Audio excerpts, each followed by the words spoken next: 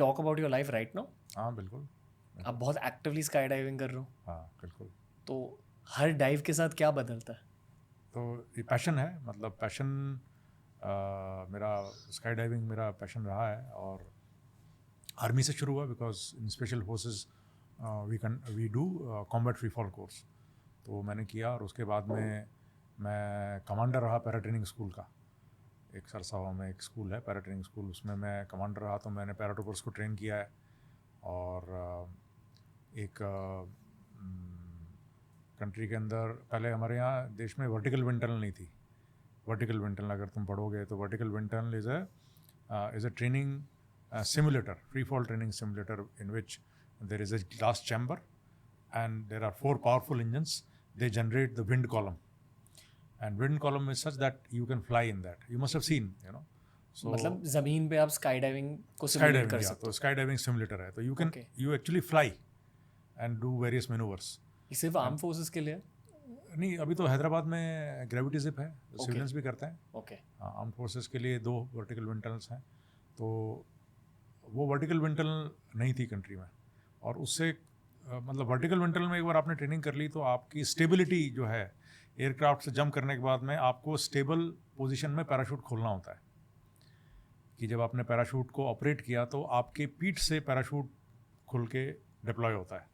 और अगर आप उस स्टेबल पोजीशन नहीं हो तो अनस्टेबल पोजीशन में खोला तो चांसेस हैं कि पैराशूट आप में लिपट जाएगा और यू विल डाई। एंड ऐसी कई घटनाएं हो चुकी थी कि जिसमें हमको जान लड़कों की मतलब फैटल इंजरीज हुई, फैटलिटीज़ हुई।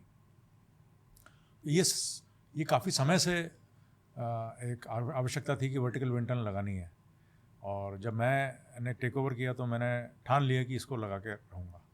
तो फाइल्स मूव हुई और मेरे को बहुत कन्विंसिंग करनी पड़ी, ऊपर तक कन्विंसिंग हुई, और फाइनली वो जो मामला था वो प्रधानमंत्री तक गया, और वहाँ से सैंक्शन हुई कि हाँ ये इसको बनाइए, अभी तक क्यों नहीं है, बनाइए। और वो वर्टिकल विंड टनल कोविड के बावजूद हमने वो वर्टिकल विंड टनल बना के खड़ी करी, तो एक बहुत बड़ा अचीवमेंट वो था। तो और उसके बाद मैंने कमांड की ब्रिगेड के बाद में मैं गया हाई एल्टीट्यूड वॉरफेयर स्कूल का डिप्टी कमांडेंट। अगेन मेरा पैशन माउंटेनियरिंग, बट फिर एक वो स्टेज आ जाती है कि अभी आपको डिसाइड करना है कि क्या इसी लाइन में चलें या ये पैशन भी इसको भी अभी, क्योंकि ये मेरा पैशन है, अगर मैं फ़ौज में ही आगे चलता हूँ तो फिर ये नहीं कर पाऊँगा क्योंकि इसमें एज, क्योंकि आप अभी 54 का हो गया, तो अगर और आगे जाते तो 58 तक चले जाएंगे फ़ौज के अंदर, फिर आना पड़ेगा। और जब 58 में बाहर आके अगर आप स्काई डाइविंग करना चाहो एज ए इंस्ट्रक्टर तो वो उतना संभव नहीं होगा। और मैंने काफ़ी qualifications as a civilian sky diving instructors मैंने अपनी छुट्टी में जा के मैंने एक्वायर करी। तो फिर मेरे को अपने पैशन फॉलो करने के लिए मैंने फिर ये डिसीजन लिया कि let me follow this.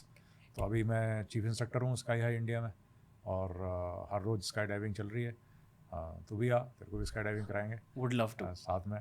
little scared to be very honest with you, but would love to experience it. बिल्कुल बिल्कुल।